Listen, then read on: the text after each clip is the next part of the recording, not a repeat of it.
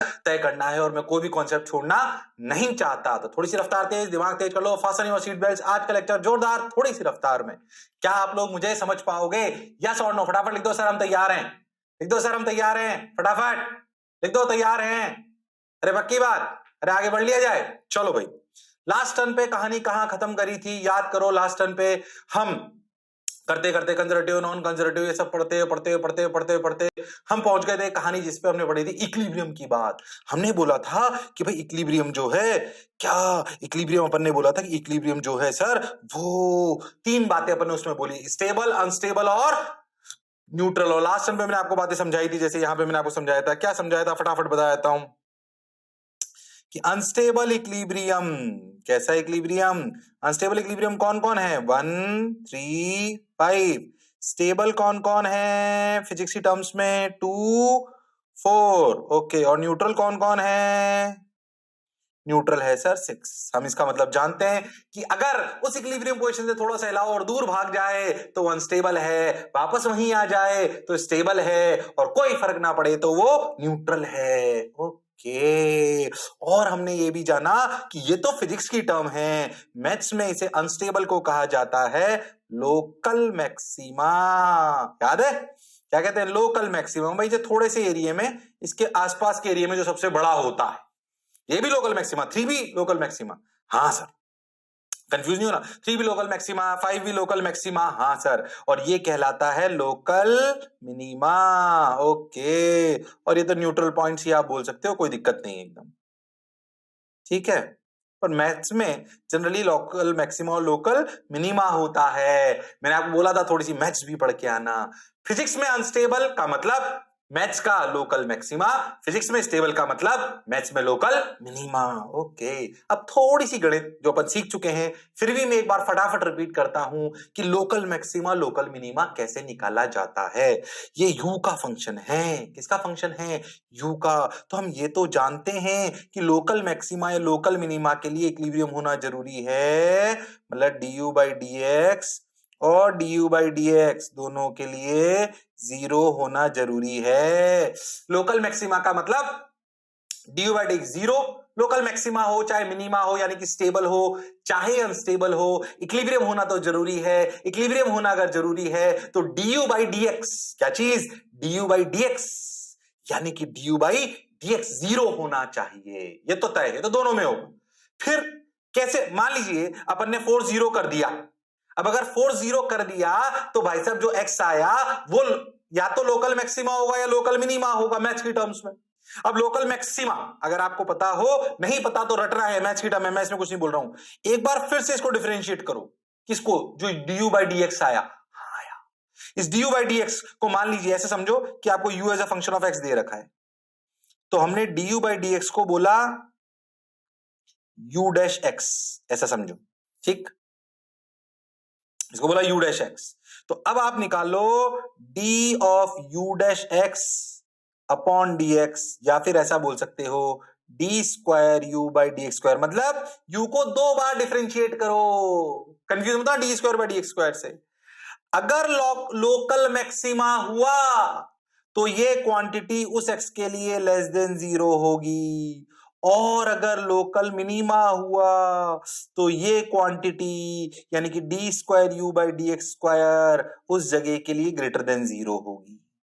तो हमें कैसा पड़ता है कि सर वहां पे स्टेबल है कि अनस्टेबल है? ओ हो, हम ऐसे सोचेंगे स्टेबल मतलब लोकल मिनिमा, लोकल मिनिमा मतलब du बाई dx तो 0 है, पर उसे एक बार और डिफरेंशिएट करके x की वैल्यू डालें और वो स्टेबल है, यानी कि लोकल मिनिमा है। मिनिमा अगर है तो d square u by D x square की वैल्यू 0 से बड़ी होनी चाहिए। ये बेसिक मैथ्स है जो आपको आनी चाहिए। क्या मेरी बात क्लियर है? हाँ सर, बात तो आपकी अच्छी लग रही है और समझ में भी आ रही है। Okay sir, done sir, sorted sir. परेशान मत हो, इसे उतार लो तुम पहले बस, ठीक। इस कहानी को उतार लो, फिर मैथ से 2 सवाल कराऊंगा तुम्हें क्लैरिटी आ जाएगी। मैथ से तुम्हें 2 सवाल कराऊंगा तुम्हें क्लैरिटी आ जाएगी, इसलिए घबराने की जरूरत नहीं है। चलो भाई उतार लो फटाफट मैथ से। Stable local minima, unstable local maxima, जो आसपास में सबसे बड़ा हो। मैथ्स कहती है लोकल मैक्सिमा का मतलब डी बाई डी एक्स तो जीरो होगा ही, पर D square you by D x square उस एक्स के लिए, यानी कि दो बार डिफरेंशिएट करें और एक्स की वैल्यू डाल दें तो उस जगह जहां पर इक्विलिब्रियम है वो लेस देन जीरो होना चाहिए, तो वो लोकल मैक्सिमा होगा। लोकल मैक्सिमा का मतलब अनस्टेबल होगा। ओके सर, क्या यहां तक की कहानी समझ आई? तो फिजिक्स मैथ्स रिलेट कर दी और फिर मैथ्स से कैसे बेसिक करते हैं वो अपने को समझा दिया। बहुत बेसिक, बहुत बेसिक। क्या मेरी बात एकदम क्लियर है? अरे सोच लो, अरे पक्का, अरे गारंटीड? हाँ सर, बात तो सर आपकी समझ आ रही है। अब क्या करें, अब क्या करें? अब कुछ मत करो, मेरी बात सुनो, अच्छा लगेगा। क्या सर? सुने, देखो इधर, ध्यान से देखो, ध्यान से देखो, ध्यान से देखो। आ जाओ भाई, आ जाओ भाई, आ जाओ भाई। सवाल कराऊं क्या? सवाल कराऊं क्या? हाँ सर कराओ ना, लो आ जाओ। Example, if the potential energy is U equals to 8x, मान लो U as a function of x ऐसे दे रखा है, तो find the force and equilibrium. पहली बात फोर्स निकालो। सर फोर्स का फॉर्मूला तो sir minus D U by D X होता है सर। हाँ, यू एक्स के फंक्शन है तो minus D U by D x, sir हमें फोर्स निकालना था। सबसे पहले सब फोर्स बताओ, सबसे पहले सब फोर्स बताओ, इससे आसान कुछ नहीं पूछ सकता। चलो बताओ फोर्स क्या हुआ, स्टेप बाय स्टेप तुमसे कराऊंगा। सबसे पहले फोर्स बताओ सब लोग, अरे बताओ भाई, अरे बताओ भाई, फोर्स बताओ। सबने निकाल लिया? सबसे पहले D U by D X निकाल लो। D U by D X कितना? 8x का 8, एक्स स्क्वायर का 2x, बोलो क्लियर? तो फोर्स कितना हुआ? 2x minus 8 newton. Is that clear to you? Yes sir. अब उन्होंने बोला कि इक्विलिब्रियम पोजीशन बताओ। इक्विलिब्रियम पोजीशन का मतलब पोटेंशियल एनर्जी जीरो की force zero, potential energy zero की force zero, potential energy zero की फोर्स जीरो। अरे बोलो sir, force zero, force zero का मतलब इसको इक्वेट कर दो, तो 2x minus 8 equal to zero, तो x इक्वल टू 4 मीटर पर इक्विलिब्रियम है। ओके, यस सर, हाँ सर, बहुत बढ़िया। x वैल्यू 4 आ गई। अब उसने पूछा भाई 4 पर इक्विलिब्रियम है, ठीक है, अब ये बताओ कि वो इक्विलिब्रियम स्टेबल है कि अनस्टेबल है? वो इक्विलिब्रियम स्टेबल है कि अनस्टेबल है, बताओ।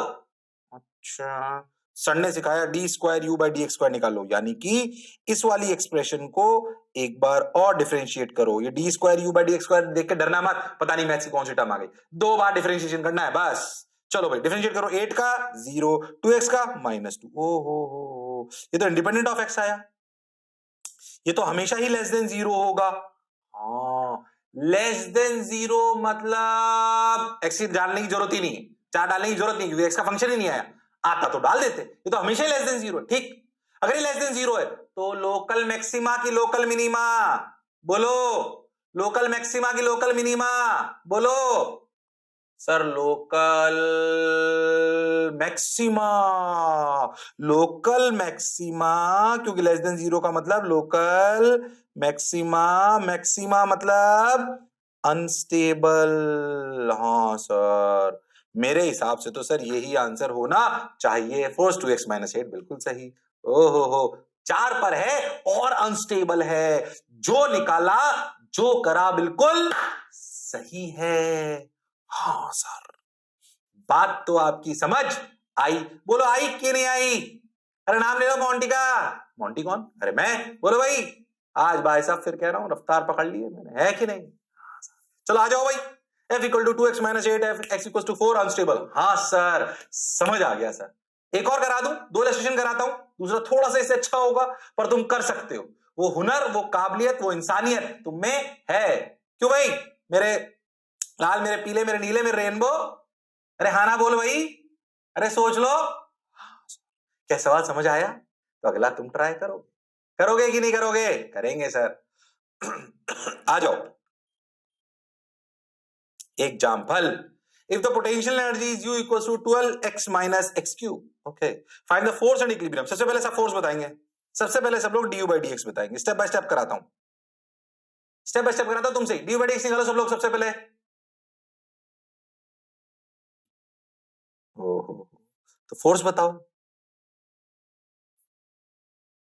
फोर्स आ गया क्या सबका? अरे सबका फोर्स आ गया क्या? अरे सबका फोर्स आ गया क्या? हाँ सर, बिल्कुल सही है। अब इक्विलिब्रियम कहां कहां पे बताओ, फाइंड इक्विलिब्रियम पोजीशंस बताओ। एक जगह आएगी इक्विलिब्रियम पोजीशन, दो जगह आएगी, बोलो। प्योर मैथ्स और फिजिक्स का कॉम्बिनेशन, बात समझ में आनी चाहिए, बोलो। अरे बोलो। हो एफ इक्वल टू 3x² - 12, बोलो। अरे बोल दो भाई, एफ इक्वल टू 3x² - 12, बोलो भाई। अरे हाँ ना तो बोलो, हाँ हाँ बोलो। क्या ये 0 के बराबर होना चाहिए? हाँ सर, तो 3x² - 12 इक्वल टू 0। क्या x² equal to 12/3 that is 4। ओहो, यानी कि x की वैल्यू √4। ये याद करो, तो अगर रूट लगाते हैं तो +-4 ऐसे लिखते हैं, तो यानी कि +-2। कंफ्यूज मत हो ना, रूट लेते तब क्या प्लस माइनस लगाते? हाँ सर, क्योंकि 2 का स्क्वायर भी 4 और -2 का स्क्वायर भी 4, इसलिए x² इक्वल टू 4 में x के क्या क्या सॉल्यूशन हो सकते हैं? +2 भी हो सकता है और -2 भी हो सकता है। ओके, यानी कि x के दो सॉल्यूशन आ गए, +2 और -2। ओहो, यानी कि दोनों जगह इक्विलिब्रियम है। फोर्स निकाल लिया? हाँ सर। दोनों जगह इक्विलिब्रियम है? हाँ सर। ओके, अब मुझे ये बताओ कि कौन सा इसमें स्टेबल है, कौन सा इसमें अनस्टेबल है, या दोनों अनस्टेबल हैं या दोनों स्टेबल हैं? बोलो, अरे बोलो, अरे सोच लो, अरे कभी तो हाँ ना बोलो, बोलो भाई, अरे बोलो भाई, अरे बोलो बोलो, हाँ भाई बोलो। चलो, पहले सबसे पहले सर ने सिखाया d²u/dx² निकालो। वो वैल्यू कितनी, du/dx ये है तो d²u/dx² ये है, तो 12 - 6x, ये समझ में आया। अब अगर इसमें मैं +2 डालूं तो d²u/dx² की वैल्यू हो जाएगी -12, और अगर -2 डालूं तो d²u/dx² की वैल्यू हो जाएगी 12। d²u(x²) equal to -12 is less than 0, मतलब लोकल मैक्सिमा। कंफ्यूज नहीं होना, हाँ, less than 0 local maxima. Local maxima मतलब अनस्टेबल, ये ग्रेटर देन 0 मतलब लोकल मिनिमा, मतलब स्टेबल। ओके, आ गया सर, फोर्स आ गया, 0 के बराबर कर दो, जो वैल्यू आए उसको d²u/dx² में फिर से डालो। डालने पर d²u/dx² में डालना, बिल्कुल ऐसे करना सवाल को, d²u/dx² में डालो, अगर ग्रेटर देन 0 आए तो स्टेबल इक्विलिब्रियम, क्योंकि ग्रेटर देन 0 पे लोकल मिनिमा, और लेस देन 0 आए तो लोकल मैक्सिमा, मतलब अनस्टेबल। हो, देखा, आंसर चेक कर लें क्या? हाँ सर, 3x² - 12 बिल्कुल सही सर। +2 अनस्टेबल, वेरी गुड, और -2 स्टेबल। जो पढ़ा जो समझा बिल्कुल सही है। अब बताओ, अगर कभी बेसिक इक्विलिब्रियम के प्रॉब्लम आ जाए और उसमें स्टेबल अनस्टेबल भी, ये कहानी स्टेबल अनस्टेबल की ज्यादा पता है कहां आएगी? बहुत सारे चैप्टरों में आएगी, पर थोड़ी और ज्यादा आएगी जब अपन पढ़ेंगे एसएचएम। क्या पढ़ेंगे? एसएचएम। एसएचएम एक स्पेशल केस है स्टेबल इक्विलिब्रियम का। ओके, अभी नहीं जा रहा उसमें। A special case of stable equilibrium is a chapter, and that is known as SHM, simple harmonic motion। इसलिए कहानी खत्म नहीं हुई, इस चैप्टर में यहीं तक थी। इस कहानी का एक पूरा चैप्टर है बड़े वर्जन में, जिसे अपन पढ़ेंगे सिंपल हार्मोनिक मोशन के नाम से। क्या मेरी बात क्लियर है? बोलो राम लालो श्याम लालो, शर्माने की जरूरत नहीं है, घबराने की जरूरत नहीं है। कोई भी तकलीफ आए तो उससे डटकर मुकाबला करना है। मैं भी तो अपनी बीवी का मुकाबला करता हूं कि नहीं करता हूं, डरता नहीं हूं। जब भी लड़ाई होती है तो चुपचाप तुम्हें पढ़ाने आ जाता हूं, है कि नहीं? अपना माइंड डेविएट कर लेना चाहिए। कई लोग बहुत खुश, चलो हमारा बदला मैडम निकाल रही हैं, बहुत बढ़िया, बहुत सुंदर। क्यों भाई लड़कियों, तुम अपने पति की पिटाई लगाओगी क्या? सोच लो। कई लोगों ने लिख दिया यस। अच्छा, पक्का? चलो आ जाओ, बातें नहीं करते, बहुत बातें करते हैं अपन, आ जाओ। क्या ये दोनों सवाल, क्या ऐसे सवाल बहुत हो सकते हैं? क्या मैं एक्सप्रेशन बहुत सारी बना सकता हूं? हाँ, इसे और मैथमेटिकली टफ कर सकता हूं। कंसेप्चुअली यही, तो मैथमेटिकली से टफ करा जा सकता है, उसकी बहुत रिक्वायरमेंट नहीं है, पर कंसेप्चुअली कहानी इतनी ही है और अपने को लॉजिक समझ में आना चाहिए। क्या कहानी को आगे बढ़ा दिया जाए? हाँ सर, इक्विलिब्रियम समझ गए, अनस्टेबल स्टेबल समझ गए सर, हम कंजर्वेटिव नॉन कंजर्वेटिव पहले ही समझ चुके थे, उनकी तीनों फॉर्मेट हम पहले ही समझ चुके थे सर, हम वर्णन पहले ही समझ चुके थे। ओके, असलियत में हमें पढ़नी होगी आगे आने पर वर्क एनर्जी थ्योरम। तो वर्क एनर्जी थ्योरम में जैसे नाम ही बता रहा है कि वर्क पता होना चाहिए, और उसमें एक और चीज आती है जिसे हम बोलते हैं काइनेटिक एनर्जी। क्या बोलते हैं? Kinetic energy. सिंपल है, कोई खास बात नहीं, तुम जानते हो, फटाफट बता देता हूं। कोई भी चीज की काइनेटिक एनर्जी क्या आपको बताती है कि उसके अंदर कितनी ऊर्जा है, हाँ, कितनी ताकत हो। ठीक, हो सकता है 10 किलो का आदमी की काइनेटिक एनर्जी ज्यादा हो, किससे? 50 किलो के आदमी, वो तेज दौड़ रहा हो। अरे यस और नो? बात तो सर आपकी सही। यस और नो? काइनेटिक एनर्जी का सिंपल फॉर्मूला क्या है भाई? Half M V square. Okay sir, आप वेक्टर फॉर्म में लिखना चाहो तो ऐसे लिख लो, वेक्टर नहीं होती है हालांकि kinetic energy, V dot V. जानते हो half M V square kinetic energy का फॉर्मूला है ये। Kinetic energy energy possessed by the system by virtue of its motion. जो एनर्जी, अगर आप बहुत लॉजिकली सोचो तो हमारे अंदर किसी भी परिस्थिति में ऊर्जा हमारे अंदर दो प्रकार से होती है। एक तो हमारी पोटेंशियल एनर्जी, जैसे मान लो ब्लॉक आप यहाँ रख दो पहाड़ के ऊपर, क्या उसकी इस परिस्थिति के हिसाब से उसकी एनर्जी ज्यादा है? वो पहले से ऊपर बैठा है। अब मान लो वो ऊर्जावान भी, वो दौड़ भी रहा है रफ्तार में और आगे बढ़ने के लिए, यस और नो? हाँ सर, जैसे मान लो कि भाई कोई ऐसे पहाड़ का ऐसे ऐसे ऐसे, ठीक ऐसे, एक ब्लॉक यहां पर, एक ब्लॉक यहां पर है, तो इन दोनों की हो सकता है काइनेटिक एनर्जी सेम हो, पर क्या ये दूसरा वाला जो ब्लॉक है क्या उसकी पोटेंशियल एनर्जी ज्यादा है? तो किसी भी बॉडी की वास्तविकता में दो प्रकार से एनर्जी को जज करा जाता है।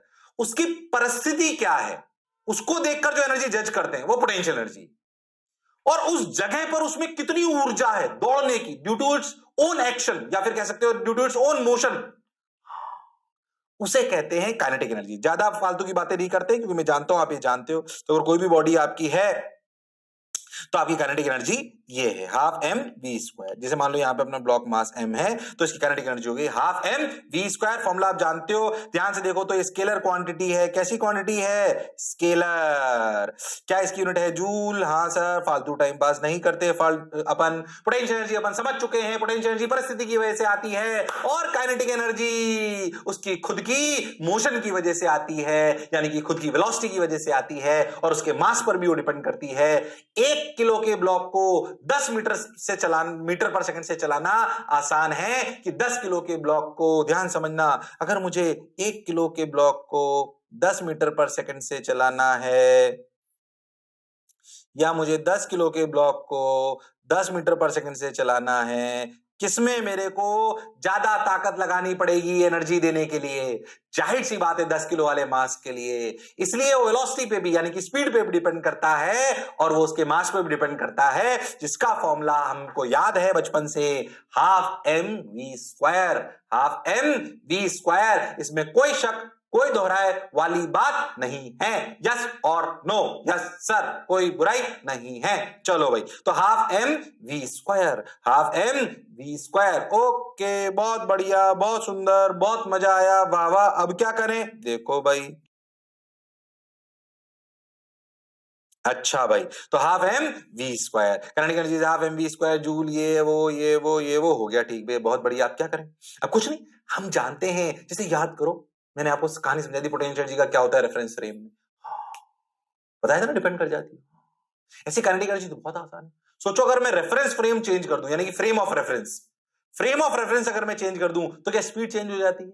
हाँ, तो क्या kinetic energy is a function which depends on frame of reference? Yes और नो? यस और नो? यस और नो? Yes sir. याद करो, एग्जांपल लिया था कि मैं और मेरी बीबी ट्रेन में जा रहे हैं, तुम मुझे देख रहे हो, अगर ट्रेन चल रही है तो मेरे लिए मेरी बीबी की काइनेटिक एनर्जी 0, पर क्या तेरे लिए मेरी बीबी की काइनेटिक एनर्जी है? तो क्या kinetic energy depends on frame? Yes. छोटी सी बात याद होनी चाहिए, छोटी सी बात याद होनी चाहिए, सिंपल। तो किसी भी एक बॉडी की अगर काइनेटिक एनर्जी लिखनी हो तो half M V square, simple, time pass मत करो, बस इतना लिख लो, ये चाहो तो डेफिनेशन लिख लो। Kinetic energy is energy produced by a system by virtue of its motion. उसकी खुद की ऊर्जा की वजह से, खुद के मोशन की वजह से जो उसमें ऊर्जा आती है उसे काइनेटिक एनर्जी कहते हैं, और जो परिस्थिति की वजह से आती है उसे पोटेंशियल एनर्जी कहते हैं। ओके सर, ये बात हमें समझ आ गई। ऐसे ही अगर और दूसरी बात लिख लो, क्या kinetic energy depends on reference frame?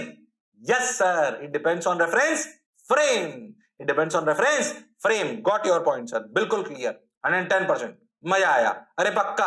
हाँ सर, तो आ जाओ भाई, आगे बढ़ते हैं। अगर मान लो कोई एक सिस्टम है जिसमें एक पार्टिकल नहीं, बहुत सारे हैं, जैसे कि कंफ्यूज मत होना बिल्कुल। काइनेटिक एनर्जी अभी अपन ने जो लिखी थी वो किसकी लिखी थी? एक बॉडी की। मान लो मुझे काइनेटिक एनर्जी एक सिस्टम की लिखनी है। एक body kinetic energy half mv square. अगर मान लो मुझे एक सिस्टम की काइनेटिक एनर्जी लिखनी है जिसमें एक पार्टिकल नहीं, बहुत सारे, सब दौड़ रहे हैं, टक टक टक टक टक टक। कोई मान लीजिए तू तेरा दोस्त दोनों घर में दौड़ रहे हो, तो एक तो तेरी काइनेटिक एनर्जी हो गई, एक तुम्हारे पूरे घर में जो बच्चे दौड़ रहे हैं उनकी काइनेटिक एनर्जी कितनी है। तो कुछ नहीं करना, सबकी काइनेटिक एनर्जी लिखो, जोड़ लो।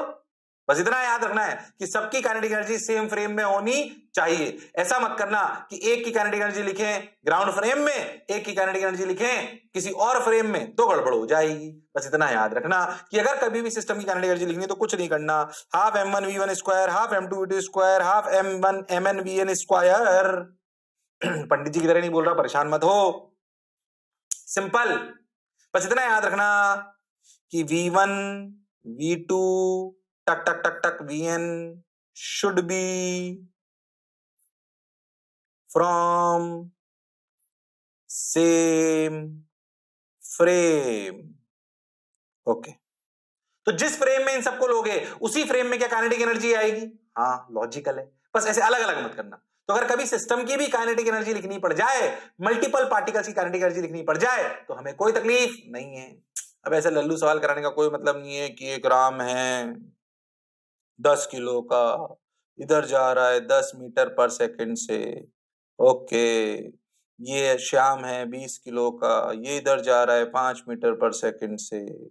बताओ क्या काइनेटिक एनर्जी है? क्या आप सब लोग ये सवाल कर सकते हो? अच्छा एक बात देखो, ये कैसे दौड़ रहे हैं, किस डायरेक्शन में दौड़ रहे हैं, उससे फर्क नहीं पड़ता, क्योंकि काइनेटिक एनर्जी स्केलर क्वांटिटी है। आदमी 10 किलो का 10 मीटर पर सेकंड इधर दौड़े, इधर दौड़े, इधर दौड़े, इधर दौड़े, इधर दौड़े, इधर दौड़े, इस बात से कोई दिक्कत नहीं है। क्या मेरी बात क्लियर है? अरे हाँ ना तो बोलो। हाँ सर, इसमें हमें कोई तकलीफ नहीं है। तो हमने लिख लिया, ठीक sir. Independent of direction of the particle, it only depends on its speed. Okay, बहुत बेसिक सी बात, बहुत बेसिक सी बात। अब आज का लेक्चर धीरे धीरे तुम देखोगे ना, अब जो आने वाला है ना, ध्यान रखना, ये सिर्फ वर्क पावर एनर्जी नहीं है। क्या work energy theorem is a tool which will use in the entire physics? Yes, it is basically kind of energy transaction, or we can say the transformation of energy from one form to another form. When a block drops from the height, it gains kinetic energy at the bottom, yes or no? So it's a transformation from potential energy to kinetic energy. Yeah, everywhere it happens. When we rub our hands, maybe friction generates heat into our hand, yes or no? So it's a transformation of energy. So it happens, it will happen into every chapter.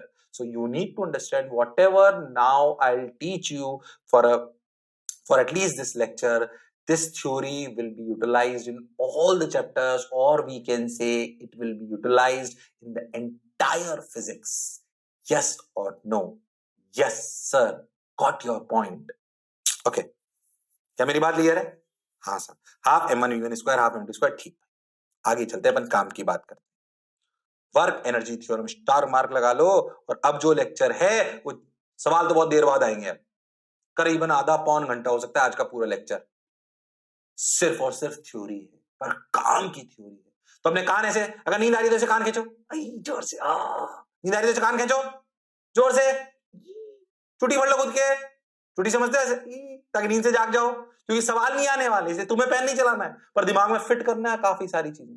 धीरे धीरे एक ही बात को 2-2 3-3 बार बोलूंगा ताकि आपको यही याद हो जाए। अगर ध्यान से मेरे लेक्चर सुनोगे बच्चों तो राम लालो श्याम लालो, तुम्हें घर पे ही बैठे बैठे लेक्चर पूरा याद हो जाएगा। बहुत ज्यादा वापस रिवाइज करने की जरूरत नहीं है। शर्त यह है कि सिर्फ फिजिकली प्रेजेंट नहीं होना है, एनवी सर की क्लास में फिजिक्स नहीं, फिजिकल और मेंटली दोनों तरीके से प्रकट होना चाहिए। Okay, so our next agenda is work energy theorem. Fasten your seat belt. धीरे धीरे पढ़ाया जाएगा और मौज के साथ पढ़ाया जाएगा, और ये बता दिया गया है कि ये बहुत काम की चीज है। ओके, मैंने ना एक थोड़ा सा टिपिकल इलस्ट्रेशन टाइप की चीज ली है ताकि तुम वर्क एनर्जी थ्योरम को समझ पाओ। डरो मत, वो ये कोई फॉर्मूला नहीं है, लॉजिक है। ऐसा समझो कि मान लो एक लड़का है जो एक लिफ्ट में है, ठीक? अच्छा, लिफ्ट में है और लिफ्ट ए नॉट से जा रही है। मैं ग्राउंड फ्रेम से भी नहीं देख रहा, एक लड़का है जो लिफ्ट से जा रहा है ए नॉट से, और वो इस सिस्टम को देख रहा है। कौन से सिस्टम को? जो मास एम है, ये स्प्रिंग से भी बंधा हुआ है, एक दीवार से फंसा हुआ है, दीवार और इसके बीच में म्यू भी है। मैं क्यों ऐसा बोल रहा हूं? ग्रेविटी भी आ गई, स्प्रिंग भी आ गई, नॉर्मल भी आ गया, ये एक्सटर्नल एजेंट का वर्णन भी आ गया। ये एक्सटर्नल एजेंट है। क्या है? External agent. अब तुम एक बात समझो कि मान लो मैं किसी बॉडी पर, एक पहले सिंपल सी बात समझो, किसी बॉडी पर ऐसे फोर्स लगाऊं 10 न्यूटन, ठीक? और ये बॉडी, उसके अलावा और कोई फोर्स नहीं, और ये बॉडी 2 मीटर चल जाए, तो इसने वर्क कितना करा? 10 इंटू 2, बिल्कुल 20 जूल। ये 20 जूल इसने कार्य कर तो दिया एक्सटर्नल एजेंट ने। एक ब्लॉक रखा था, उस पर इसने 10 न्यूटन फोर्स लगाया और 2 मीटर तक लगाया, तो इसने कार्य कितना करा? 10 इंटू 2, 20 जूल। ये 20 जूल गया कहां? ये 20 जूल गया कहां? कहां गया ये? क्या ये कार्य मास एम ने ले लिया और उसने लेके करा क्या?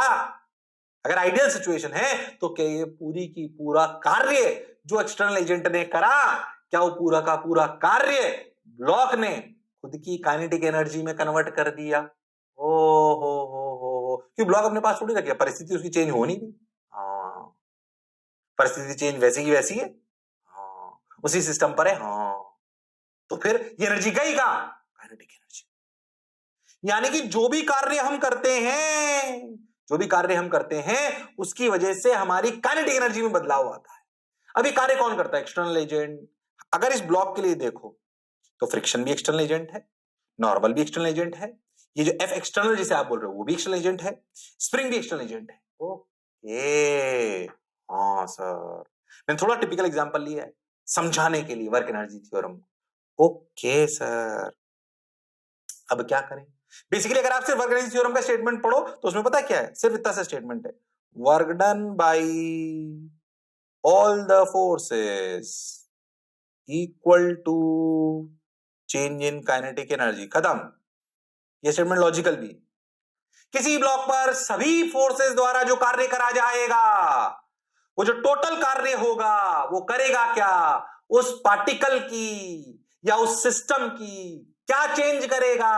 Kinetic energy. तो जितनी काइनेटिक एनर्जी चेंज होगी वो क्या टोटल वर्क डन के बराबर होनी चाहिए लॉजिकली, क्योंकि एनर्जी गायब नहीं हो सकती, जो एनर्जी दी है वो कुछ तो करेगी। हाँ, बस यही स्टेटमेंट है होने को तो, पर इसको समझने में बहुत टाइम लगेगा अभी, धीरे धीरे। मैंने एक ऐसा इलस्ट्रेशन लिया जिसमें नॉर्मल भी घुसा लिया, फ्रिक्शन भी घुसा लिया, एक्सटर्नल एजेंट भी घुसा लिया, मैंने स्प्रिंग भी घुसा ली, और सोच के देख अगर मैंने इस बालक को ले लिया तो ये बालक कैसा फ्रेम है? बोलो, ये बालक कैसा फ्रेम है? अरे बोलो भाई। ये बालक नॉन इनर्शियल फ्रेम है। तो मैं सवाल बेसिकली आपको वर्क पावर एनर्जी थ्योरम लगाना सिखाऊंगा। किसमें? किसमें लगाना सिखाऊंगा? Non inertial frame. इस लड़के के लिए सोचो, अगर अपन वर्क एनर्जी थ्योरम का सिंपल सा स्टेटमेंट देख लेंगे, work done by all the forces equal to change in kinetic energy, तो लड़का क्या क्या बोलेगा? ध्यान से सुनना। ये लड़का बोलेगा, सर इस ब्लॉक पर वर्क डन बाय नॉर्मल लिखो, वर्क डन बाय फ्रिक्शन लिखो, वर्क डन बाय स्प्रिंग लिखो, work done by external agent लिखो, एफ जिसे आप बोल रहे हो, और तो किसी का वर्क डन नहीं आया। पर सर मेरे फ्रेम में तो सूडो फोर्स भी है। हाँ, क्या इस नॉन इनर्शियल फ्रेम के रेस्पेक्ट में क्या सूडो फोर्स भी है? हाँ, work done by pseudo equal to kinetic energy change in kinetic energy, final kinetic energy minus initial. Confuse मत होना। जो छोटा सा स्टेटमेंट लिखा था ना इस पर्टिकुलर सवाल के लिए, स्टेटमेंट तो वर्क पर एनर्जी इतना सही है, work done by all the force equal to change in kinetic energy. फिर से सुनना, work done by all the force equal to change in kinetic energy. Okay, work done by force equal to change in kinetic energy. Statement तो इतना ही है बस। Statement अगर work theorem का बोलूं तो क्या है, work done by all the forces equal to change in kinetic energy. क्या वो रेफरेंस फ्रेम पे डिपेंड करता है? हाँ, क्योंकि वर्क डन भी रेफरेंस फ्रेम पे डिपेंड करता है और काइनेटिक एनर्जी भी रेफरेंस फ्रेम पे डिपेंड करती है। इसलिए ऐसा नहीं कि वर्क डन लें किसी और फ्रेम में, काइनेटिक एनर्जी लें किसी और फ्रेम में। अगर मैं एक छोटा सा स्टेटमेंट सिर्फ इसका लिखूं तो क्या है, work done by all the forces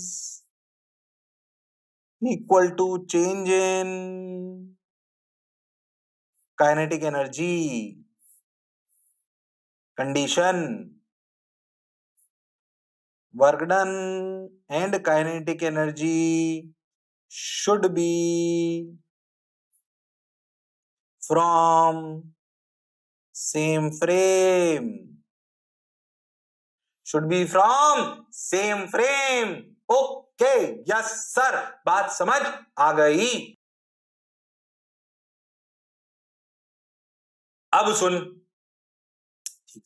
इस पर्टिकुलर सवाल के लिए क्या ये इक्वेशन ऐसे लिखी जाएगी, work done by normal plus work done by friction. मैं कोई सवाल नहीं करा रहा हूं, बता रहा हूं। देख, ये टिपिकल सिचुएशन हो गई, ये टिपिकल सिचुएशन है। नॉन इनर्शियल फ्रेम भी ले लिया, फ्रिक्शन भी ले लिया, नॉर्मल भी ले लिया, क्या ऐसे सभी एक्सटर्नल एजेंट भी ले लिया, इन सबका वर्क डन, इसकी फाइनल काइनेटिक एनर्जी और इनिशियल काइनेटिक एनर्जी, मतलब दो सिचुएशन हुई। जब हम इस ब्लॉक को ऐसे ले गए ना, तो एक इसकी इनिशियल सिचुएशन थी, एक इसकी फाइनल सिचुएशन है। बोलो यस और नो।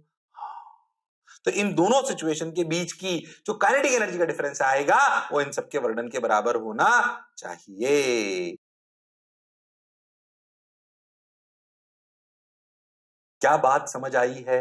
हाँ सर। और मेन स्टेटमेंट तो ये, अब पता है किताबों में कई तरीके से लिखते हैं कि इसको ऐसे भी लिख सकते हैं कि work done by external agent plus work done by conservative forces, नाम है ये, डरना मत, plus work done by non conservative forces plus work done bye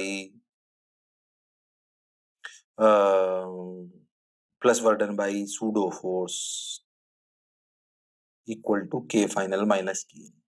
समझाने के लिए, जैसे इस सवाल में एक्सटर्नल एजेंट कौन हो गया, फोर्स, कंजर्वेटिव कौन कौन हो गया, कंजर्वेटिव हो गया स्प्रिंग। इसमें अपन एक और चीज भूल गए थे, work done by normal, work done by friction, work done bye spring, work done by force, work done bye ये क्या लिखा मैंने, work done by pseudo, P pseudo लिखो। ठीक, ऐसे एक और आएगा इसमें, वर्क डन बाय ग्रेविटी। सोच, अगर मैं इसको इस वाली इक्वेशन से कंपेयर करूं तो देख, वर्क डन बाय कंजर्वेटिव में दो फोर्स आ गए, कौन, स्प्रिंग और ग्रेविटी। क्या work done by external agent F दे रखा है, क्या work done by non conservative force, क्या फ्रिक्शन हो गया, हाँ, क्या सूडो फोर्स, हाँ हो गया। तो हर सवाल में इन्हीं में से कुछ होगा। मेजर बात है work done by all the forces equal to change in kinetic. अब वर्क डन बाय फोर्सेस तो बहुत सारे हो सकते हैं ना यार, external agent, conservative, non conservative, conservative में बहुत सारी वैरायटी, स्प्रिंग, इलेक्ट्रोस्टैटिक्स जब पढ़ेंगे तब वो, ग्रेविटेशनल, ये वो। हार्डकोर बात ये है कि सवाल पढ़कर सारे फोर्सेस आइडेंटिफाई होने चाहिए, फिर वर्णन लिखना आना चाहिए, फिर उनमें पता पड़ना चाहिए कि अगर कंजर्वेटिव फोर्सेस का वर्णन लिख रहे हैं तो क्या उसे आसानी से लिखा जा सकता है, क्योंकि मैक्सिमम सवालों में कंजर्वेटिव फोर्सेस होंगे। क्या कंजर्वेटिव फोर्सेस का वर्णन लिखने का तरीका आसान होता है, माइनस डेल्टा यू। हाँ सर, बात तो आपकी सही है। पहले तो क्या ये कहानी समझ आई? धीरे धीरे आगे बढ़ते जाओगे, कहानी समझ आती जाएगी। उतारो पहले इसको, उतारो पहले इसको, आगे बताता हूं, फिर शर्माओ मत, उतारो पहले इसको।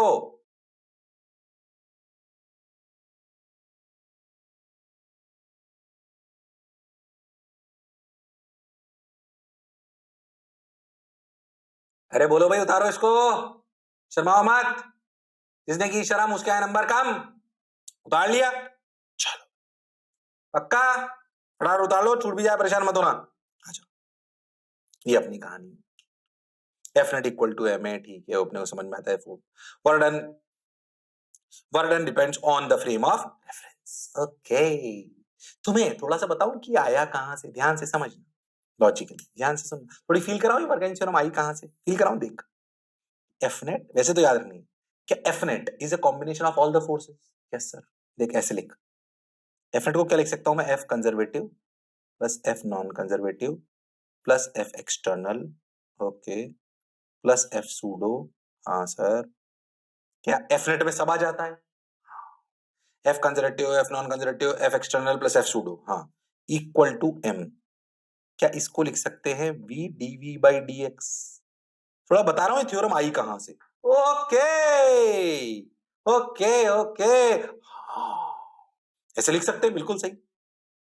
नेट फोर्स में तो सारे फोर्सेस आ जाते हैं ना, हाँ सर, ये लिख लिया अपन ने। तो नेट फोर्स में कंजर्वेटिव भी आ गया, नॉन कंजर्वेटिव भी आ गया, बॉडी पे जो भी लगे, जो भी पीछे इलस्ट्रेशन दिखाया इसमें कंजर्वेटिव नॉन कंजर्वेटिव सब है, एक्सटर्नल एजेंट का वर्णन, सूडो का वर्णन सब आ गया, ठीक। क्या ध्यान से देखो, F conservative DX plus F non conservative DX plus F external DX plus F pseudo dx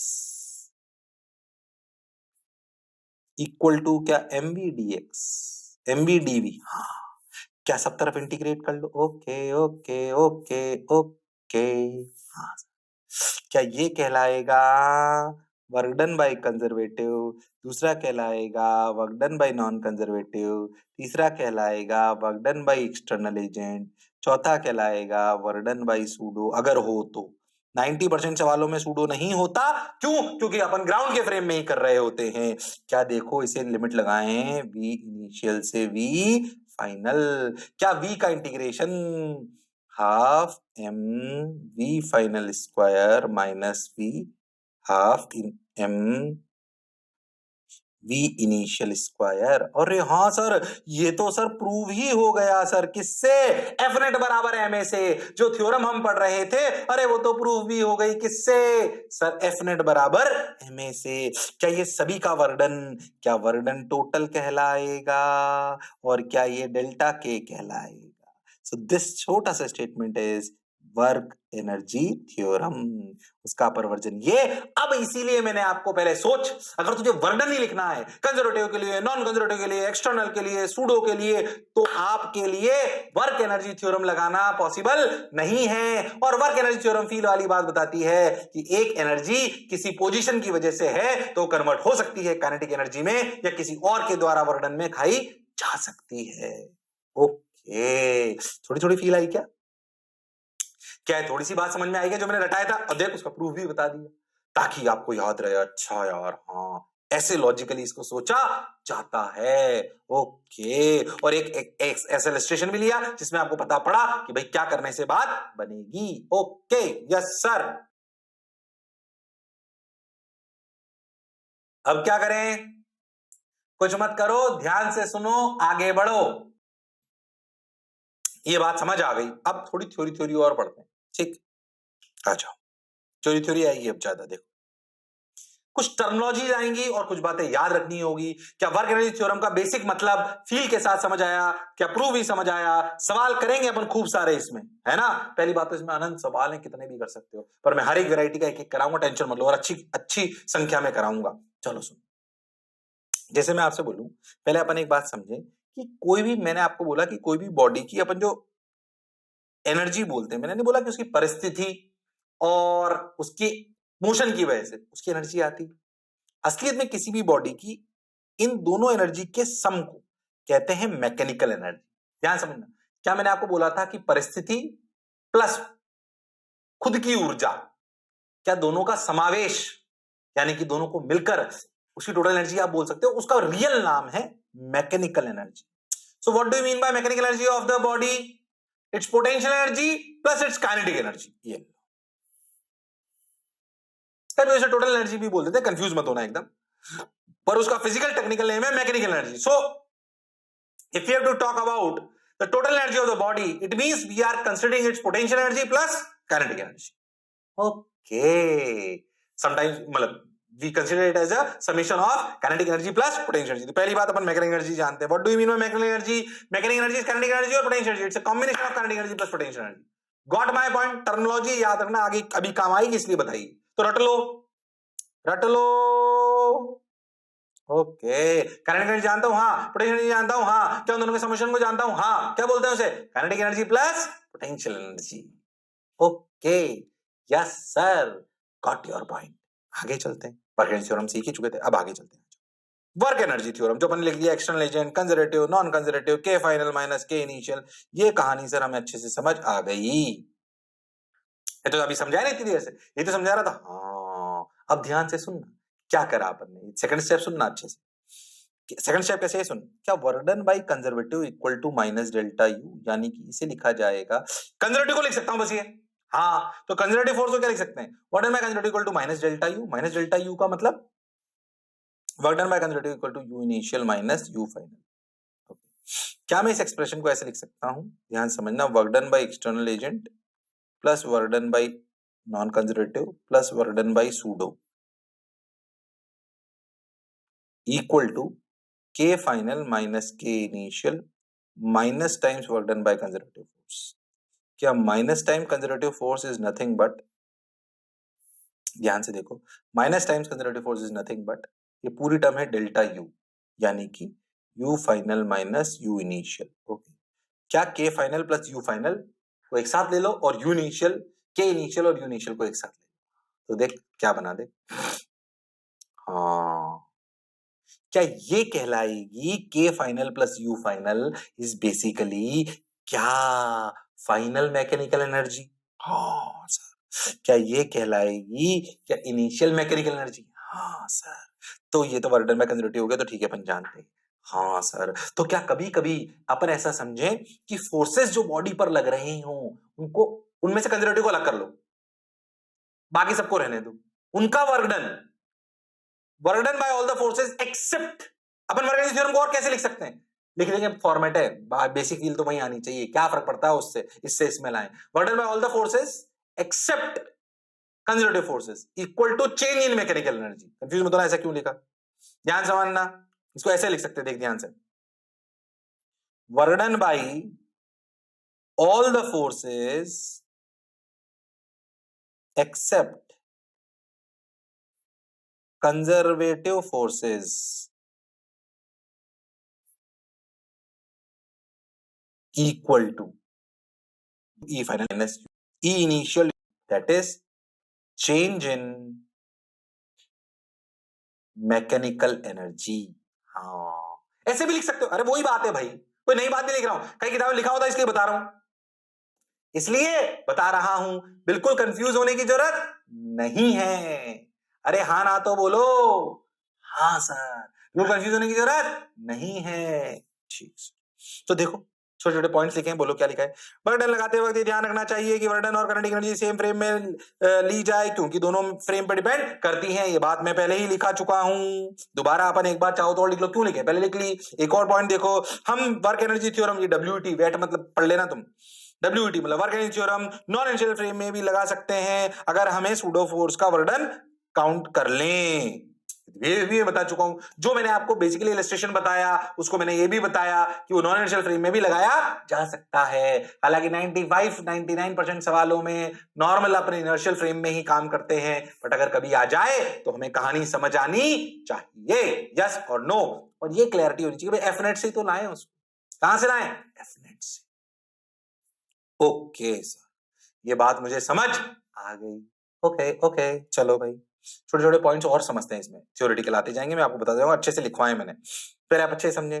the theorem states that the total work done on the system equals the change in its kinetic energy. देखो अपन ने जो करा अभी F dot dr, क्या total work done ही है, ये मैं बता चुका हूं तुमको, परेशान मत हो। Work done total equal to K final minus K initial, जो मैंने बोला वापस रिवीजन हो रहा है इंपॉर्टेंट पॉइंट्स के रूप में, क्या क्लियर है, उतारने की जरूरत नहीं है, अभी करा है तुमने ये सब, कोई दिक्कत नहीं है। और आगे चलते हैं, देखो the theorem states that the total work done on a particle equals the change in its kinetic energy। हम जानते हैं work done by internal forces, work done by external forces, work done by pseudo forces। अरे sir ये समझ में आप बता दिया आपने, सर ये बता दिया, इस पे ध्यान दो, ये मैं बता चुका हूं, बाकी दोनों ये ध्यान दो, मैं एक इलस्ट्रेशन लेता हूं, तुम्हें बात समझ आएगी।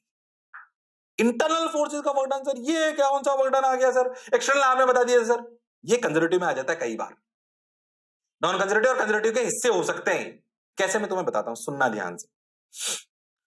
जैसे मान लो तुम खुद सोचो, हालांकि तुम्हारे लिए अभी ज्यादा नहीं आएगा, बट समझ लो इसका क्या मतलब है। देखो, मान लो कि ये प्लस क्यू, ये माइनस क्यू, रिलीज्ड।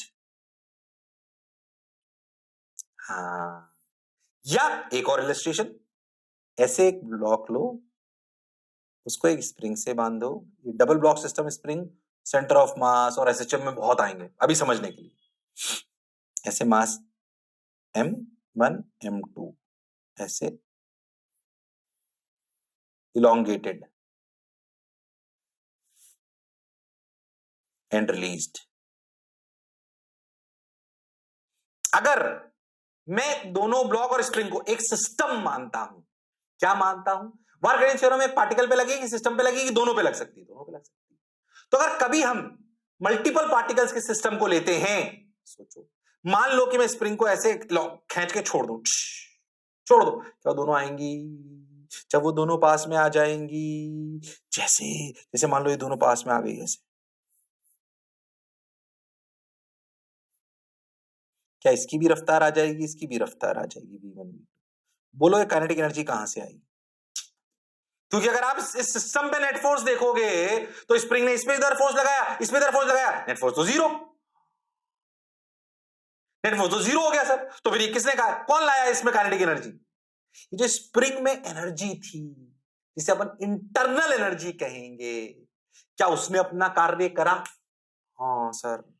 ऐसे ही आप इन चार्जेस को छोड़ दो, ओके, क्या वो थोड़ी देर पास आने के बाद क्या उनकी रफ्तार v1 v2 हो जाएगी? हाँ सर। बोलो ये काइनेटिक एनर्जी कौन लाया?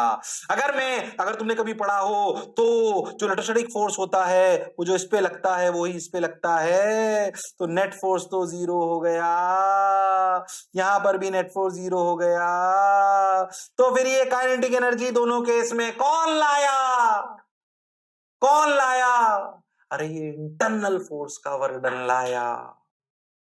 हाँ, इसलिए बोला work done by internal forces. तो एक और तरीका है सोचने का। अब कहने में स्प्रिंग कंजर्वेटिव है तो आप उसे कंजर्वेटिव के नाम से भी जान सकते हो, है ना? आप अगर इलेक्ट्रोस्टैटिक्स भी देखो तो कंजर्वेटिव फोर्स है, आप उसे फिर से कंजर्वेटिव के नाम से जान सकते हो, ओके। पर कभी कभी ऐसा होता है कि इंटरनल फोर्सेस भले नेट फोर्स सिस्टम पे जीरो दिखाई दे, फिर भी इंटरनल फोर्स अपना काम कर सकते हैं और काइनेटिक एनर्जी को चेंज कर सकते हैं। अच्छा, हो मान लो कोई मेरे से बोल दे, क्या बोले, ध्यान से सुनना, ये स्टेटमेंट जनरली टीचर भी गलत कर देते हैं कई बार भाई, मैं बहुत सारे इंटरव्यू लेता हूं तब। सिर्फ एक एग्जांपल, एक स्टेटमेंट दूं। If net force on a system equal to zero implies kinetic energy remains same। मान लो किसी ने स्टेटमेंट दिया कि अगर किसी सिस्टम पर नेट फोर्स जीरो हो, ध्यान सुनना फिर क्या थ्योरी थ्योरी आज, किसी सिस्टम पर नेट फोर्स जीरो हो तो क्या उसकी काइनेटिक एनर्जी कांस्टेंट होती है? बोलो। ऐसा जरूरी नहीं है, ये स्टेटमेंट फॉल्स है। ये रहे इसके दो इलस्ट्रेशन। M1 M2 स्प्रिंग से बने हुए हैं, दोनों पर नेट फोर्स जीरो है, स्प्रिंग का मिला ले तो स्प्रिंग इंटरनल काम कर रही है, पर उनकी काइनेटिक एनर्जी चेंज हो गई। ऐसे ही दो चार्जेस को प्लस और माइनस तो छोड़ दो कि थोड़ी देर बाद उनकी काइनेटिक एनर्जी आती है। हाँ, इलेक्ट्रोस्टैटिक्स ने इंटरनल वर्क डन का काम करा, ओके। ये बात तो सर अच्छी लगी सर, समझ तो आई सर। यानी कि क्या नेट फोर्स सिस्टम पर जीरो होने पर, सिस्टम की बात हो रही है अब, क्या नेट फोर्स सिस्टम पर जीरो होने पर भी क्या काइनेटिक एनर्जी चेंज हो सकती है? हाँ, due to what? Due to work done of internal forces, okay. अब क्या internal forces is always conservative? एक और statement, is internal forces is always conservative. बोलो, क्या इंटरनल फोर्सेस हमेशा कंजर्वेटिव होते हैं? ऐसा भी जरूरी नहीं। सोच, एक ब्लॉक ले लूं, एक और ब्लॉक ले लूं, इन दोनों को अलग अलग चलाएं ऐसे, v1 v2 डिफरेंट, और यहां पे फ्रिक्शन है न्यू नॉट इक्वल टू 0। अब मैं इन दोनों को एक साथ सिस्टम ले लूं, अगर मैं इन दोनों को एक साथ सिस्टम ले लूं तो क्या इन दोनों के बीच में friction is an internal force, हाँ, बट नॉन कंजर्वेटिव। ओ हो, सवालों के साथ धीरे धीरे और समझ में आए। क्या इस, अगर मैं इन दोनों ब्लॉक को एक सिस्टम मान लूं वर्क एनर्जी थ्योरम के लिए, अच्छा, पहली बात, क्या वर्क एनर्जी थ्योरम सर एक ही ब्लॉक पे लगाते हैं? नहीं। क्या नॉन इनिशियल फ्रेम में लगा सकते हैं? हाँ। क्या उसको 2-3 पार्टिकल में लगा सकते हैं? हाँ। क्या उसमें burden by conservative, non conservative, external, pseudo सब हो सकते हैं? हाँ। क्या net burden equal to K final minus K initial है? हाँ। क्या किसी भी सिस्टम की मैकेनिकल एनर्जी का मतलब potential energy plus kinetic energy होती है? हाँ। क्या work done by all the forces except conservative forces equal to change in mechanical energy? हाँ। सब फॉर्मेट है ये। क्या नेट फोर्स जीरो होने पर भी काइनेटिक एनर्जी चेंज हो सकती है? हाँ। कौन करेगा? Internal forces. दो इलस्ट्रेशन आपके सामने। क्या इंटरनल फोर्सेस हमेशा कंजर्वेटिव होंगे? ऐसा भी जरूरी नहीं है, फ्रिक्शन भी हो सकता है। Okay, no, is internal forces always conservative, false. बात सर आपकी समझ आई। ऑल्दो ये टिपिकल इलस्ट्रेशन की तरफ चले जाते हैं, पर अपने को थ्योरी क्रिस्टल क्लियर होनी चाहिए। थ्योरी क्रिस्टल क्लियर होनी चाहिए। Sir work done by pseudo forces समझता हूं जब नॉन इनर्शियल फ्रेम होगा, okay. Work done by external forces तो हम जानते ही हैं। Work done by internal forces conservative, non conservative का पार्ट हो सकते हैं। क्लैरिटी हो गई। क्रक्स बात, work done by all the force equal to change in kinetic energy. ये है रियल रामबाण। तो अब क्या मुझे सारे वर्डन लिखने आते? हाँ, तो अपने आप होगी सारी चीज। ओके, और वो एफ नेट बराबर एमएससी निकल के आया है, लॉजिकली निकल के आया है। ओके, बात सर आपकी समझ आई और अच्छी भी लगी और मजा भी आ रहा है। अरे यस और no? Yes sir, got your point, clear है, बाजी वाह। अब बोलो। Friction is an internal force but non conservative, ठीक भाई। अब क्या करें? क्या कहानी लिख ली तुमने? क्या मैंने एक बहुत बढ़िया स्टार मार्क करने वाले इंपॉर्टेंट पॉइंट जो जनरली बच्चे क्या टीचर भी गलत कर देते हैं, क्या वो आपको बताए गए? हाँ सर। ऐसे बेसिक बेसिक सवाल ही जब कोई इंटरव्यू लेते ना, फिर बहुत सारे इंटरव्यू लेने पड़ते हैं मान लीजिए टीचर्स के। अब तो खैर मैं सभी सब्जेक्ट के लेने लग गया हूँ, तो कुछ कुछ है ना, मैंने बायो की भी ले लेता हूँ आजकल, है ना, और सबके लेता हूँ, मैथ्स केमिस्ट्री सबके। कुछ कुछ स्टैंडर्ड सवाल मैंने उनके रट रखे हैं, है कि नहीं? बाकी फिजिक्स में तो कुछ भी पूछ सकते हैं, यस और नो। चलो भाई आ जाओ। तो if F not equal to zero, कई लोग सोच रहे हैं सर और इंटरव्यू लेते हैं टीचर के, अच्छा। तुम लोग मुझे बिल्कुल मानते नहीं है, तुम्हारे सामने क्या है, मैं कोई वैल्यू नहीं है तुम्हारी मेरी। एनवी सर की तुमने रेपुटेशन खराब कर रखी है। क्या कहते हैं भाई? खराब तो नहीं करते? ऐसे रेपुटेशन खराब नहीं करते, मैं भी तुम्हारी खराब नहीं करता। मेरे से भी कई लोग पूछते हैं कि आपसे जो बच्चे पढ़ते हो कैसे, मैंने कहा जी साहब शानदार, शानदार, एकदम जोरदार, है कि नहीं? बाकी तो तुम्हें भी पता है तुम शानदार जोरदार हो कि नहीं, है ना? बाकी मैं तुम्हारी ऐसे बुराई नहीं करता कहीं भी, है कि नहीं? हाँ, ऐसे अपने मास्टर की इज्जत भी रखनी है कि नहीं? चलो भाई, अब तो मेरे हिसाब से तुम्हें मेरे से प्रेम होने लग गया होगा थोड़ा थोड़ा। हुआ कि नहीं हुआ? अरे हुआ कि नहीं हुआ, ईमानदारी से बताओ। 2-5 क्लास में तो नहीं होता है, पर इतने टाइम से पढ़ रहे हो, अब धीरे धीरे प्रेम हो जाएगा और हो चुका होगा। और याद रखना, अब तो मुझे जीवन भर भुला नहीं पाओगे, चाहे कुछ भी कर लो। बल्कि देखना, तुम कॉलेज में चले जाओगे ना, तो रात को सबने उठ उठ के बोलोगे हाँ सर, यस सर। देखना कॉलेज में तो और याद आएगी। अरे कॉलेज जाओगे कि नहीं जाओगे? जाएंगे जाएंगे जाएंगे। भावुक हो गया मास्टर, क्या कहानी समझ आई? अरे हाँ ना बोलो। हाँ सर। तो आगे चलो, बहुत बढ़िया सा। कोई वर्डल में external equal to delta U plus delta K. वर्डल में एक्सटर्नल मतलब अपार्ट फ्रॉम कंजर्वेटिव फोर्सेस। बोलो clear? Okay. If the net force acting on the system is zero, then mechanical energy is conserved. इसका क्या मतलब हुआ, समझें इस स्टेटमेंट। मान लो कि एक ऐसा सिस्टम है, कैसा दे, एक मास m। अब इसको अपन इधर उधर करें ब्लॉक को, ग्रेविटी फोर्स तो कुछ लग ही नहीं रहा, ध्यान से देखो तो ग्रेविटी का कोई वर्डन नहीं हो रहा, ऐसे ही रह रहे हैं। अगर अपन लॉजिकली समझे तो इस सिस्टम, इस सवाल में समझो, ऐसे एन है, ऐसे एम जी है, इसमें जो भी वर्डन होगा वो किसका होगा? किसका होगा? अगर इसको अपन ऐसे ऐसे करके छोड़ दें और बाकी सब रहने दें, तो इसमें स्प्रिंग के अलावा और कोई वर्डन नहीं होगा। हाँ सर, ठीक सर, बिल्कुल सही। तो अगर कोई वर्डन नहीं होगा, स्प्रिंग कैसा फोर्स? स्प्रिंग कैसा फोर्स? कैसा फोर्स? Sir conservative. ओके, अब समझो, हमने क्या क्या लिखा था, work done by conservative, work done by non conservative ऐसे समझे अपन, plus work done by external plus work done by pseudo.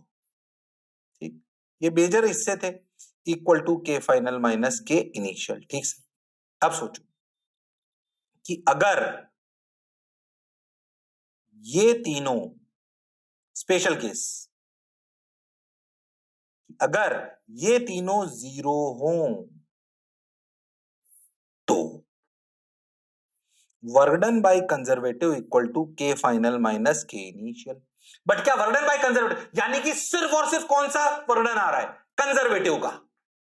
हाँ बिल्कुल सही बात, और कोई है ही नहीं, देखा भाई स्प्रिंग के अलावा कोई है ही नहीं। अच्छा, जैसे एक ब्लॉक को ऊपर से छोड़ दो, जब एक ब्लॉक को ऊपर से छोड़ दो तो ग्रेविटी तो कार्य कर रही है, इसके अलावा और कोई कार्य नहीं है। अगर इसके अलावा और कोई कार्य नहीं है तो ग्रेविटी तो कौन सा फोर्स है, कंजर्वेटिव। अगर सिर्फ कंजर्वेटिव ही है तो फिर हम ये सोच सकते हैं क्या इक्वेशन आ जाएगी। हाँ, या आप ऐसे ही बोल सकते हो, स्पेशल केस में क्या बोल सकते हो, only conservative work done is present, जो भी बोलना चाहो। ठीक, तो work done by conservative K final minus K initial कैसे लिख सकते हैं, U initial minus U final equal to K final minus K initial. Okay sir, तो क्या लिख सकते हैं, U initial plus K initial equal to क्या, U final plus K final. कई छोटे छोटे सवालों में काम करेगा, ये कब काम करेगा, जैसे भी रख सकते हो, E initial equal to E final. E is what, mechanical energy.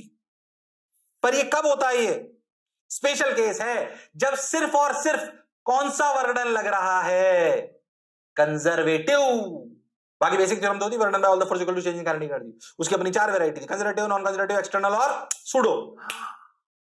Confuse होना सर, इंटरनल भी था, क्या इंटरनल कंजर्वेटिव नॉन कंजर्वेटिव में आ जाएगा। हाँ ठीक, तो ये हो गए। अगर इसमें से नॉन कंजर्वेटिव, एक्सटर्नल और सूडो का वर्णन ना हो, सूडो का तो 99% में वैसे ही नहीं होता, तो आप ऐसे समझो कि कंजर्वेटिव, नॉन कंजर्वेटिव और एक्सटर्नल का ना हो तो क्या कंजर्वेटिव का वर्णन के फाइनल माइनस के इनिशियल लिख सकते हैं, यानी कि लिख सकते हैं इनिशियल मैकेनिकल एनर्जी बराबर final kinetic energy, final mechanical energy. Okay, ये इसलिए बताया गया स्पेशल केस क्योंकि काफी सवालों में ऐसे समझो 40 से 50% सवाल इसी से हो जाते हैं, इसी से हो जाते हैं, इसलिए सिखाया जा रहा है ताकि तुम डायरेक्ट लगा लो। ओके, है ये उस मेन चीज का ही सारा हिस्सा, उसी इक्वेशन को समझा रहा हूं, एफ नेट बराबर एम ए, कोई थोड़ा इधर उधर करा, वर्णन में लिखा, ये करा वो करा, उसी को समझ रहे। ओ हो, बात तो सर आपकी समझ आई और अच्छा भी लगा। बोलो यस और no. Yes sir, got your point. बोलो क्लैरिटी है क्या, हाँ सर बिल्कुल क्लैरिटी है, घबराने की जरूरत नहीं है, शर्माने की जरूरत नहीं है। Okay, special case only conservative work done, ये वो ये वो ये वो। अब क्या करें, आगे बढ़ो, आगे सुनो और चलो। चलो भाई, ठीक भाई, तो ठीक हो गया, मैं समझ आ गया, हो गया भाई कहानी। अब देखो, अब भैया जो पढ़ा है ना उसमें से थोड़ा मसाला कंसेप्चुअल और निकालते हैं। ये एक पॉइंट सजाया है, हालांकि मैं उसमें से कई पॉइंट समझा चुका हूं, पर इनको अच्छे से वापस रिवाइज करा रहा हूं। हाँ, मैंने बोला था एक ही बात को दो तीन तीन बार बोलूंगा। तो जो हम समझे, okay, working theorem, work done by all the forces equal to change in kinetic energy, work done को तीन चार हिस्सों में लिख सकते हैं, उसको इंटरनल फोर्सेस की टर्म्स में भी लिख सकते हैं, उसको अगर कभी नॉन कंजर्वेटिव का कोई वर्डन ना हो, एक्सटर्नल का कोई वर्डन ना हो, सूडो का कोई ना हो, तो उसे final mechanical energy equal to initial mechanical energy भी लिख सकते हैं। ओके, अब अपने पॉइंट्स को फिर से रिवाइज करते हैं, उनमें छोटे छोटी बातें और ऐड करते हैं ताकि आपका और मेरा दिमाग दोनों का तेज चले। भैया मेरा तेज चलता है, तुम्हारा चलना चाहिए। Okay, yes sir, got your point. चलो आ जाओ। Work done on a particle is equal to change in its kinetic energy, हम जानते हैं, यही हमने पढ़ा है। Work done on a system by all the external and internal forces, हाँ, is equal to change in kinetic energy.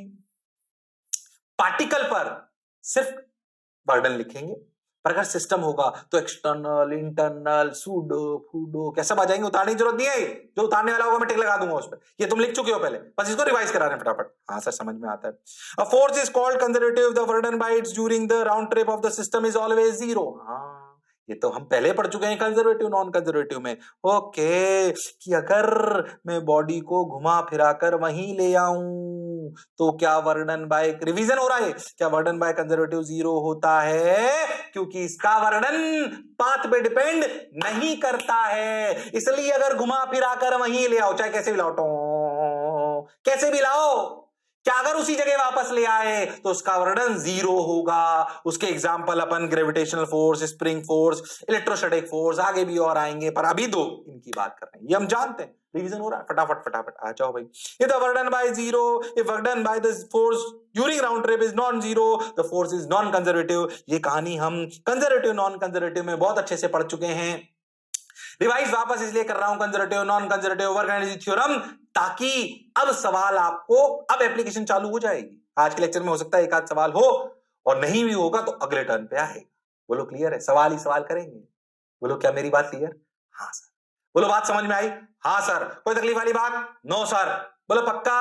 Yes sir. आ जाओ और आगे पॉइंट पढ़ते हैं, अब अच्छे आने वाले, ध्यान सुनिए। The change in the potential energy of the system corresponding to conservative internal force is equal to negative work done by these forces. Okay. क्या समझे अच्छे से? The change in potential energy of the system corresponding to conservative internal force is equal to negative work done by these forces. जो मैंने पहले समझाया वही ध्यान समझो। क्या कह रहा हूं मैं आपको?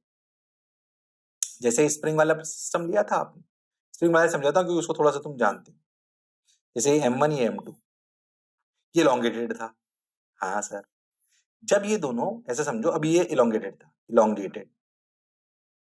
अब फील करो, जब ये नॉर्मल लेंथ में आ गए, ऐसे नेचुरल लेंथ, हाँ M1 M2, हाँ नेचुरल लेंथ, ओके, तो इनकी काइनेटिक एनर्जी आ गई V1 V2, हाँ V1 V2। ये एनर्जी आई कहां से? जो स्प्रिंग ने वर्णन करा। ओके, अब ध्यान से देखो, जब इनको छोड़ा होगा तो M1 पे स्प्रिंग, M1 पे फोर्स कैसे लग रहा था? ऐसे, और इसने भी कैसे करा? ऐसे। तुम देखो तो ये कौन सा फोर्स है? स्प्रिंग, और ये भी स्प्रिंग। नेट भले 0 है, पर क्या स्प्रिंग ने दोनों तरफ, ब्लॉक भी ऐसे है, बर्डन भी ऐसे हो, क्या स्प्रिंग ने बर्डन पॉजिटिव करा? तो सुनना, the change in the potential energy system corresponding to conservative internal forces is equal to negative work done by these forces. क्या बोला उसने? Change in potential energy. Okay, change in potential energy का मतलब ध्यान से देखो, तो इसमें पहले पोटेंशियल एनर्जी क्या हाफ के, मान लो एल प्लस एक्स था पहले, एल नॉट प्लस एक्स, हाँ सर, और ये एल नॉट था, तो इनिशियल काइनेटिक एनर्जी कितनी थी? हाफ के x square, potential energy sorry, और फाइनल पोटेंशियल एनर्जी क्या थी? 0। ओके, तो चेंज इन पोटेंशियल एनर्जी क्या हुआ? 0 माइनस हाफ के एक्स स्क्वायर। ओके, यानी कि सोचो, जो पोटेंशियल एनर्जी में चेंज हुआ वो माइनस हाफ के एक्स स्क्वायर हुआ। हाँ देख, the change in the potential energy of the system corresponding to conservative internal forces is equal to negative work done, यानी कि नेगेटिव। अब सोच, इस चेंज इन पोटेंशियल एनर्जी कितनी आई? माइनस हाफ के एक्स स्क्वायर, तो माइनस डेल्टा यू कितना हुआ? हाफ के एक्स स्क्वायर। ये हाफ के एक्स स्क्वायर एनर्जी आई कहां से? अरे जो स्प्रिंग ने ऐसे कार्य करा वो पॉजिटिव होना चाहिए, ये टर्म भी पॉजिटिव आई, मतलब इसको देख के कंफ्यूज मत हो, इस स्टेटमेंट को लेकर कंफ्यूज मत हो, बस मैं आपको उस स्टेटमेंट की फील करा रहा हूं। ओके, इस स्टेटमेंट से ज्यादा उलझना नहीं, पर क्या इसका मतलब समझ में आया? हाँ, the change in the potential energy of the system corresponding to conservative internal forces is equal to, जो पोटेंशियल एनर्जी इंटरनल फोर्सेस की वजह से चेंज हुई वो वर्क डन के नेगेटिव में है। हाँ, लॉजिकल भी है। Work done by conservative forces equal to minus delta U, वही तो है भाई, इंटरनल फोर्सेस कंजर्वेटिव ही तो है। बिल्कुल सही, बिल्कुल सही। और देख, if no external forces act on the act or the work done by them is 0 and the internal forces are conservative, mechanical energy of the system remains constant. This is known as the principle of conservation of mechanical energy, जो अपन ने अभी अभी करा।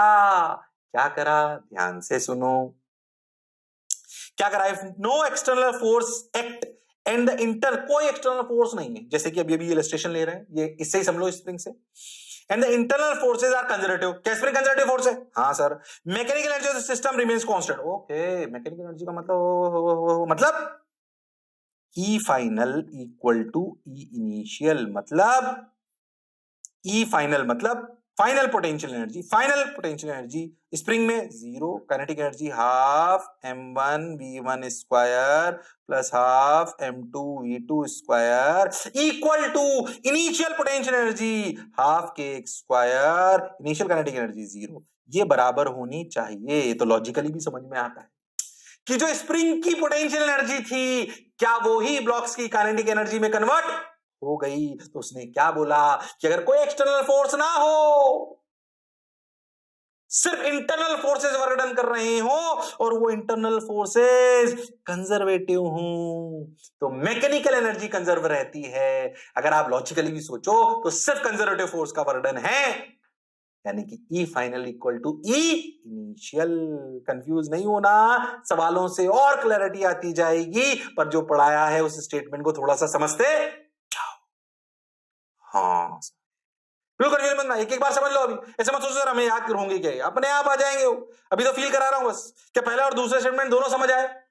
मैंने एक illustration समझाया spring वाले से। Okay, if some of the internal forces are non conservative the mechanical energy of system is not constant. जाहिर सी बात है कि अगर इंटरनल फोर्स जैसे फ्रिक्शन हो जाए तो मैकेनिकल एनर्जी की बात कैसे करोगे।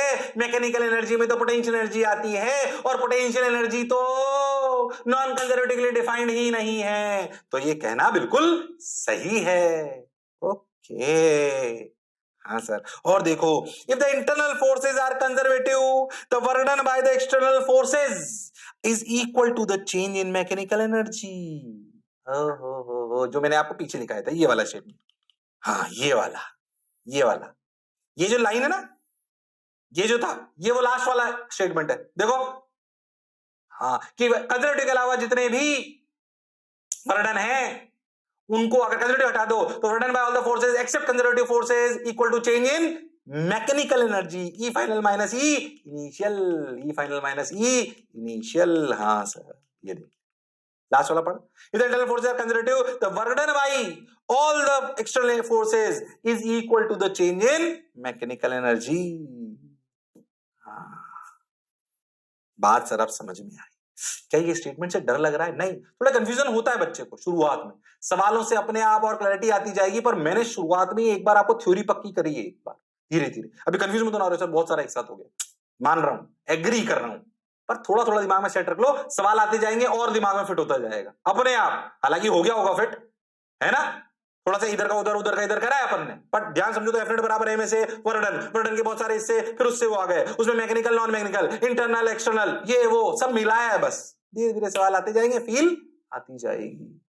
हाँ सर कोई बुराई वाली बात नहीं है। ओके बहुत सिंपल एग्जाम्पल चालू हो गया। आज तो शायद एक या दो छोटे छोटे करा पाऊंगा, है ना, रियल सवाल अगली बार आएंगे, इसलिए आज की थ्योरी को ढंग से रिवाइज करके रखना, गड़बड़ मत करना। राम लालो श्याम लालो, क्या मेरी बात ले रहे? बहुत सिंपल इलस्ट्रेशन से चालू कर रहा हूं।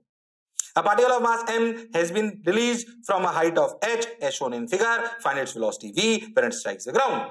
Okay. बिल्कुल बेसिक तरीके से मैं तुम्हें सिखाता हूं, बच्चे को कैसे सोचना चाहिए। फोर्स क्या लग रहा है? सिर्फ mg रिलीज करा गया ऊपर से, ठीक है, तो आपको रफ्तार इस जगह बतानी है। सवाल ये बर्गेनियस थ्योरम से कैसे कर सकते हैं? वो ऐसे तो बहुत आसान है, फिर भी सोचो। पार्टिकल में ग्रेविटी के अलावा कोई फोर्स नहीं, क्या ग्रेविटी कंजर्वेटिव फोर्स है? हाँ, और short trick E final equal to E initial. Okay, तो U initial plus K initial equal to U final plus K final. पहले सोचो मैं वर्क एनर्जी थ्योरम में डायरेक्ट यहां कैसे पहुंच गया, क्योंकि कंजर्वेटिव के अलावा कोई वर्डन नहीं है, कंजर्वेटिव के अलावा कोई वर्डन नहीं है, तो मैकेनिकल एनर्जी कंजर्व्ड है, और मैकेनिकल एनर्जी कंजर्व्ड है तो लगा सकते हैं। हाँ यू इनिशियल। अच्छा अगर आपको यू डिफाइन करना होता हो ग्रेविटी में तो एक जगह जीरो मानना चाहिए, क्यों यहां जीरो मान लें क्या? हाँ अब सोचो यू इनिशियल कितना हुआ? mgh, initial kinetic energy zero, final kinetic energy half mv square, final potential energy zero, v की वैल्यू √2gh। अरे ये तो हम मोशन इन 1D से भी जानते थे, याद करो। Motion in 1D particle release from height h, what will the velocity when it strikes the ground? √2gh। और हाँ सर ये तो सर हम v बराबर u प्लस 80 से भी निकाल लेते थे, या v square minus u square बराबर 2s से भी निकाल लेते थे। हाँ अरे पर ये वर्क एनर्जी थ्योरम से भी निकाल सकते। ओ हो हाँ सर बात तो आपकी बिल्कुल सही है। तेरे को ध्यान से बताऊं ना तो ध्यान सुनना। वो v square minus U square बराबर 2as, ध्यान से सुनना। रियलिटी में काइनेटिक वर्क एनर्जी थ्योरम की एक इक्वेशन है, देख कैसे। इसको हाफ एम से मल्टीप्लाई करो, half M V square half M U square, 2 से मल्टीप्लाई करोगे तो यहाँ कितना बचाएगा, एम ए एस। हाँ, half M V square half M U square क्या है, kinetic energy final, kinetic energy initial. M A क्या है, फोर्स। एफ इंटू डिस्प्लेसमेंट क्या है, वर्डन। अरे हाँ sir, वर्डन equal to K final minus K initial. अरे वही तो इक्वेशन है वो, इसीलिए दोनों से आंसर आ रहा है। एक V square minus U square बराबर 2s से आया था, असलियत में V square minus U square बराबर 2s क्या एक स्पेशल केस है वर्क एनर्जी थ्योरम का ही। बात तो सर आपने सही बोली, बोलो क्या फील आई। अरे हाँ ना तो बोलो। हाँ सर, धीरे धीरे सवालों का स्तर बढ़ाता जाऊंगा। फिर मैं कह रहा हूं बहुत मुश्किल से मन मार मार के बहुत सारे सवाल हटाने पड़ते हैं हमको, क्योंकि इसमें अपन 3-4 लेक्चर भी पढ़ सकते हैं, सवाल ही सवाल, सवाल खत्म ही नहीं होते। पर मैं प्रयास कर रहा हूं कि हर एक वैरायटी का एक एक सवाल आपको कराऊं, फिर डीपीपी और वर्कशीट के माध्यम से आप इसे सुंदर प्रैक्टिस करो। जितनी बढ़िया करोगे आगे की फिजिक्स उतनी जोरदार शानदार होगी, जैसे कि आपका मास्टर शानदार है, जोरदार है, सुंदर है, सुशील है। कई लोग हंसने लगे, हंसो मत, मुंह बंद रखो, है कि नहीं। हाँ सर, चलो लो भाई, आंसर आ गया, रूट 2 जी था ही है, इसमें क्या। आ जाओ। हो एक और करा दूं सवाल, टाइम है क्या। नहीं यार रहने दो, चलो यहां से चालू करूंगा अगले टर्न पे। बोलो क्लियर, सवाल करने अगले टर्न पे। अब काफी सारे सवाल आएंगे, ढंग से आज तक की थ्योरी रिवाइज करके रखना भैया, पक्के से, गड़बड़ नहीं करना। और थ्योरी सिर्फ रटने का प्रयास मत करना, समझने का प्रयास कर लो, रटने में अपने आप सवालों के साथ आ जाएगी। तो अपन अगले टर्न पे फिर मिलते हैं इसी जोश और जुनून के साथ। पढ़ते रहिए, लड़ते रहिए, मास्टर की बात सुनते रहिए। See you, sayonara, bye bye, take care.